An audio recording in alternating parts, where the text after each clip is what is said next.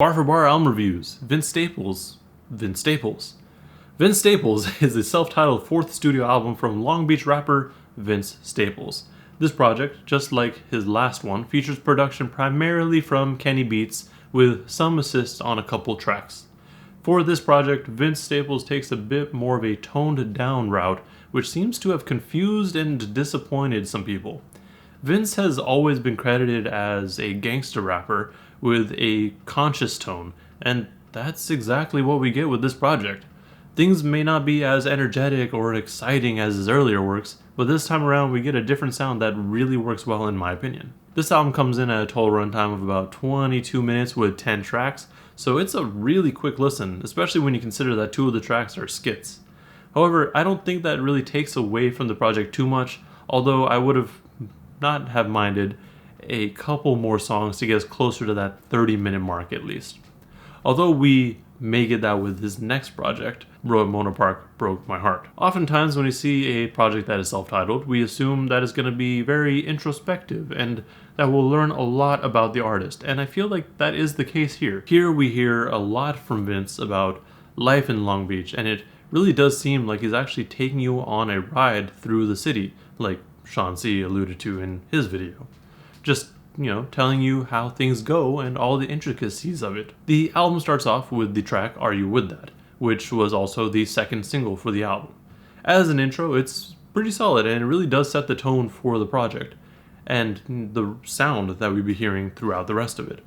Oftentimes, when people think of Kenny Beats, they often assume that we're getting a very loud and aggressive sound, but that's not the case here, and I mean, if you listen to Denzel Curry's project with him, that's not the case there either. The title of this track seems to allude to the lifestyle that Vince has talked about quite frequently on previous projects as well as this one, and just asking listeners, are you with that? We see the sort of gang life romanticized through music primarily, but also through media all over the place, but not too many people are actually with it or in it. Vince uses the song to tell us a little bit about the past where he's lost people. As the song progresses, we hear a beautiful warning, you could say, from Vince where after he's asked, are you with that? He says, hope you're watching your back. This is something that I feel like a lot of people who have never really been in those sorts of situations might not really be aware of. You just never know who's watching, who's listening, and when things can pop off. You just always have to be watching your back. The idea that you can get got at any point is very real. So although the idea of the gang life, is romanticized and people are excited about it, they also do have to keep in mind the negative aspects of it. And this is something that Vince, I feel, handles well throughout this project. Next, we have the track Law of Averages. This track was the first single for the album, and I've done a full breakdown of it as well if you want to check that out and get a more in-depth look at it. The song seems to be mostly about others around him that just really want something from him. He's at the point in his life where he's got a bit of money, and with that comes people who from the past just feel like they deserve something. Following Law of Averages, we have Sundown Town. A sundown town has historically been a town or neighborhood which was primarily, all white, not even primarily, just literally all white, and their form of segregation was basically to say, if you're not white, you gotta leave by sundown. I don't necessarily think that this applies to Long Beach, or at least to the race aspect of it with this song, but instead more so about the gang life. This could be a warning to people who aren't affiliates that if you're out after sundown, you might get got. This is evident with the opening lines, yeah, I can die tonight, so today I'm finna go get paid. Vince acknowledges that the life that he's lived was dangerous and that there's no guarantee that you'll make it past sundown. He goes on to talk about how the paranoia really sets in to the point where he's too paranoid to even greet his fans because he doesn't even know if they're actually fans or foes. This again touches on the paranoia and I guess concern that he and many people in this situation tend to have. It's again something that people who love the idea of this life don't always know or understand. The sample on the song, as well as the production on everything else, has really been dope as well. And this is probably one of my favorite tracks simply because of the production. The Shining draws its title from the film of the same name. Throughout the chorus, we hear "It's not what you think," which you could assume to allude to the craziness in the hotel from The Shining.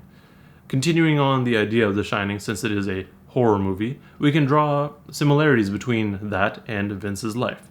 Here, the horror is what the chorus says, and actually what we've been getting throughout the album, and that's that you can be gone in the blink of an eye, especially if you live this sort of life.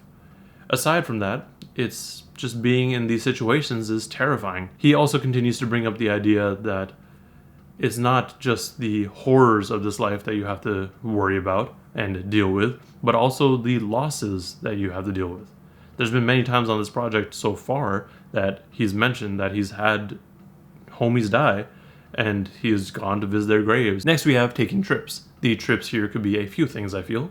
The first being a question that Vince is asking someone, like, "Yo, you tripping?" The alternative, in my mind at least, could be in relation to the trips people could be taking to jail, potentially off of the things that they were doing in the neighborhood.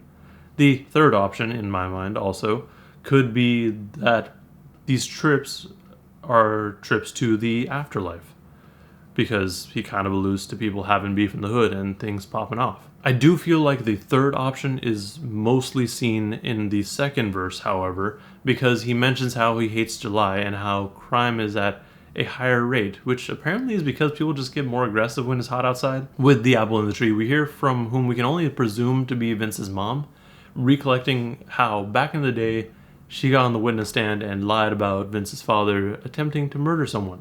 She goes on to talk about how when she was angry, she would just kind of do things and not really remember or think about it, which, to be fair, I feel a lot of people do sometimes. I think the inclusion of this is mostly to let us know what Vince used to do, or may still be doing, is due to how his parents used to act, because, as the saying goes, the apple does not fall far from the tree. Take Me Home is the only track with a feature, and it's from Fouché.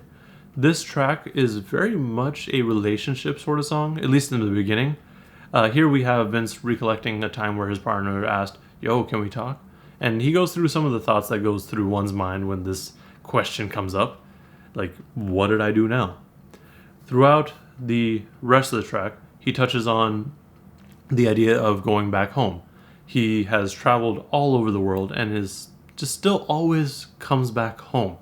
Aside from the normal, I just want to go home sort of idea, it brings this up because even though his home might not have the greatest things, and it might not be the safest place, he just still wants to come home.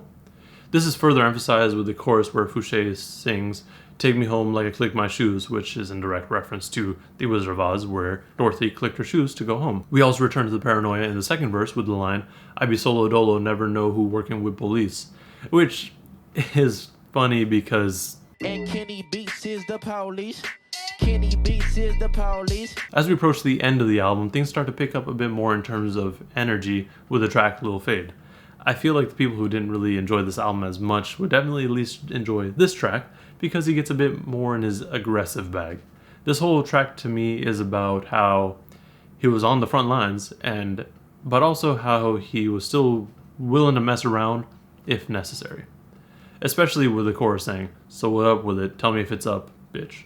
The last skit on the album is titled Lakewood Mall and recollects a story about how Vince was given someone's gun conveniently the same day that that person got pulled over, and everyone in the car thought that that person still had the gun, but he didn't have it anymore. And then later on there's some stuff about how they went to a party and shit popped off.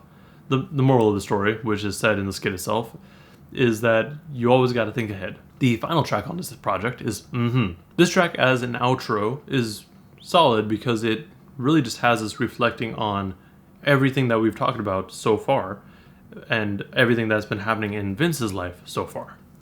This track also continues the higher energy that we got with the previous track, Lil Fade. He kind of goes back to his older ways, and this is seen with the line 100 on his headstone, which also is just kind of funny because at this point he's gotten money and people call him Rich Cuz.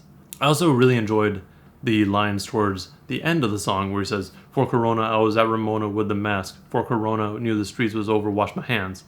These are the type of Corona bars I've been waiting for because It sounds so much better than most. Overall, this album was really good, and honestly, I've had a hard time not listening to it.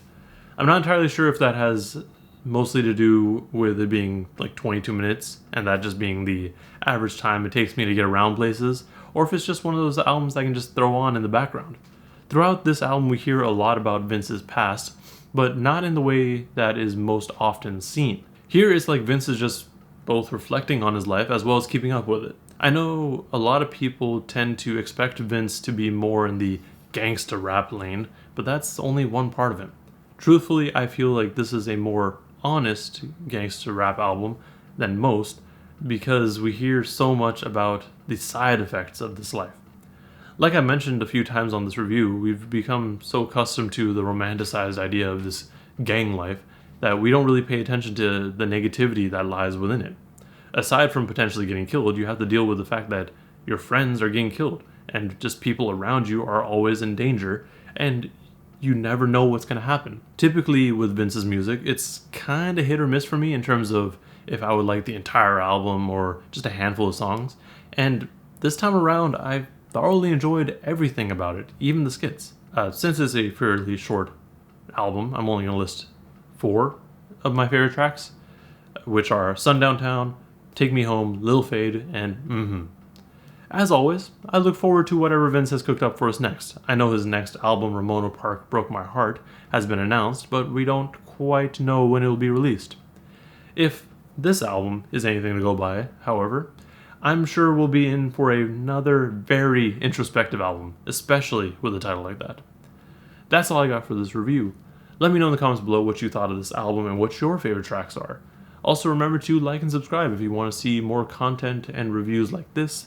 Thank you for watching, and please stay safe out there.